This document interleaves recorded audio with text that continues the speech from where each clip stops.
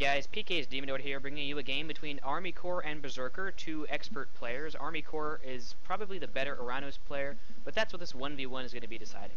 So since this is an Oranos mirror, we are going to be looking at the mechanics of how a mirror works and how you can get better at mirrors in general.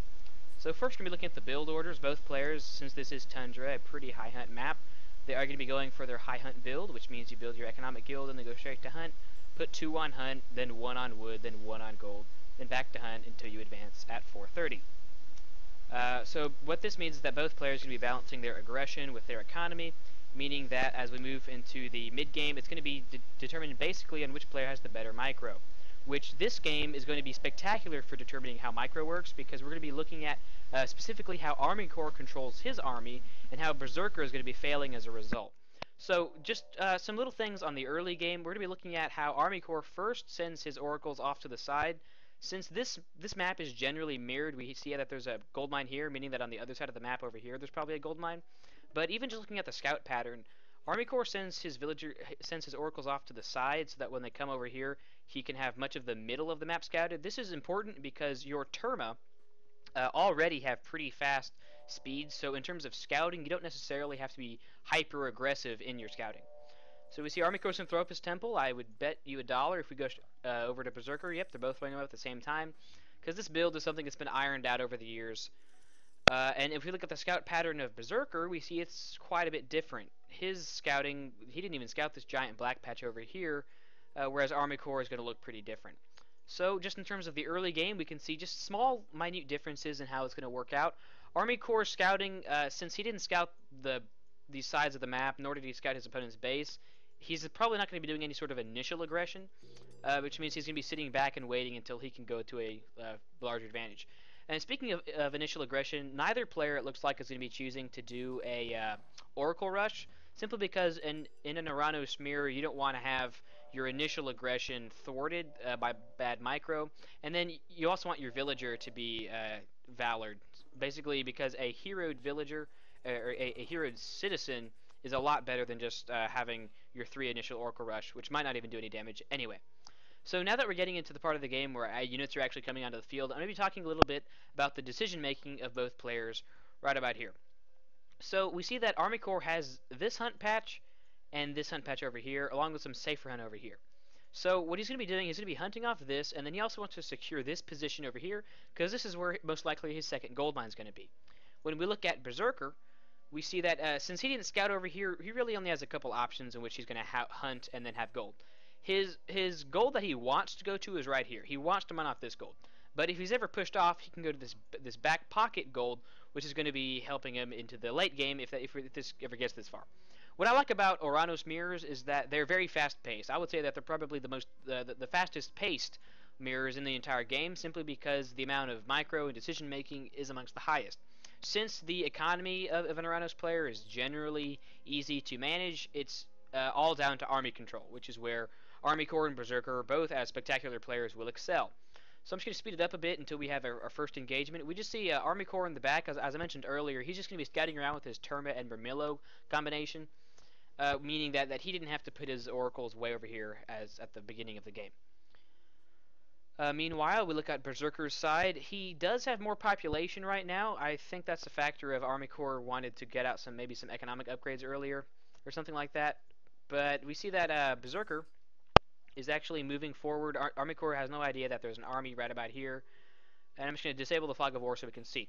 So we have Armycore split up into 2 spots. He has a small army here, and he has a raiding army over here. This raiding army might be able to pull this larger army of Berserkers out of position, maybe to pull it back a little bit. But hopefully Berserker can capitalize. Maybe if he can find this food, that would be a good idea. It looks like he's just going to be content with attacking this counter barracks over here. Remember, since this is a game about gold control, if Berserker can push Armycore off his starting gold for any period of time, he's going to be in the advantage, because his economy is still going to be at 100%, while Armycore, if he takes out even 1 villager, he loses about 10 to 15% of his economy. So this little raiding army isn't really going to do a whole lot. It's just going to run out of the way. And remember, this game, since this is an Oranos mirror, it's going to come down all to positioning. Armycore does lose a villager, but it's only 1, so in the grand scheme of things, especially at about 7.5 minutes, it's not the biggest deal in the world. He would have liked not to lose it, obviously. but it's not anything game-ending, or at least not yet. So this army is going to be getting a little bit more damage than it should, just because Berserker didn't split up his army by moving the Prometheans separately, and he's going to have this second army over here. So I suspect that this area here, which is going to be Berserker's probable second town center, along with his gold that he wanted to mine from earlier, this is going to be the main area of contention. Meanwhile, Armycore has this kind of far-off second TC, meaning that since the aggression is generally going to be on the left side of the map, on the right side of the map he might have some trouble with some raids.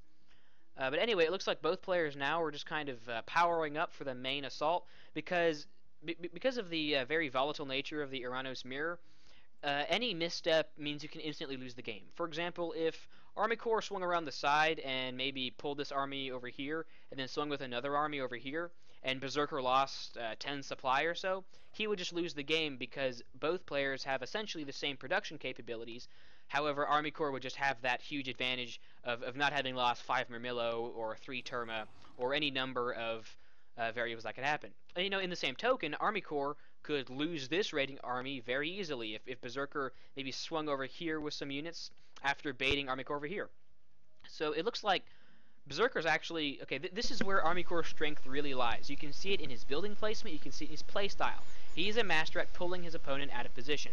Berserker scouted this small army, so he knows that Armycore's army isn't going to be the largest. However, he's moving out with his slow Prometheans hotkeyed to the army, and only just now does he see this army come off to the side. And this is the game-deciding moment.